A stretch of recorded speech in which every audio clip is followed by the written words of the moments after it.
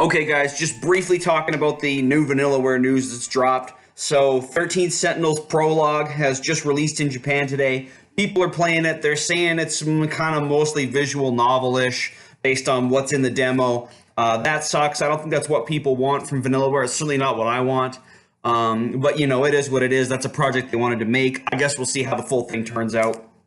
The really important thing is that they released a teaser for their next project, which appears to be, something classic medieval fantasy that they've done before, like in forms of, Dragon's Crown and Grand Knight's History.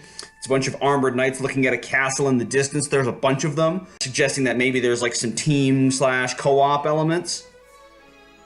One of George Kamitani's year-end or year beginning, I guess I should say, art pieces was this woman eating ice cream on what appears to be a menu. But the menu, this was in 2013, I believe. No, sorry, 2014. So this was referencing directly Vanillaware's plans in the future for their games, aka the Vanillaware menu. Green tea four topping matcha was Oboro Muramasa or Muramasa Demon Blade with the 4 DLCs. That's the 4 toppings. The low-fat 13K is 13 Sentinels. You see it's got that kind of like gunmetal gray color. The old-style orange sauce was Odinsphere Leithdrager. The Cafe Original Mocha OM online multiplayer was Dragon's Crown Pro. You can see by the kind of like the bronzy Dragon's Crown kind of color scheme on the little character guide there. And the last game on the menu that we haven't seen anything about yet is the Fruits Mix. You see in the bottom, Raspberry Peach Grape RPG. So, what does that tell us about the game? Almost nothing, because like almost every game they make is a fucking RPG.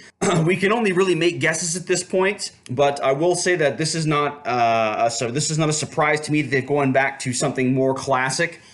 George Kamitani's start of the year art piece this year was the little knight guy and his princess lady, and he's dragging her up the mountain. It appears to see this goddess. Now, what this art piece says to me, from George's perspective, is that George really wants to return to something original, something innocent, something pure in terms of the classic things that Vanillaware is known for. The medieval fantasy, the fairies and the dragons and the goddesses and stuff like that. So that's what this piece suggested to me.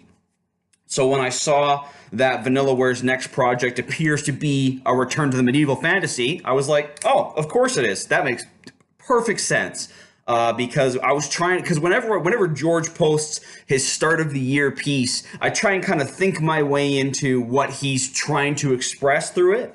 And that's what I came up with, his desire to kind of get away from all the difficulties that they've been having with 13 Sentinels and get back to something classic and something simple. So that's my guess for what's next. Last thing to add, I will be going to Japan in 3 weeks. I will be there. I will buy a copy of the 13 Sentinels Prologue in person.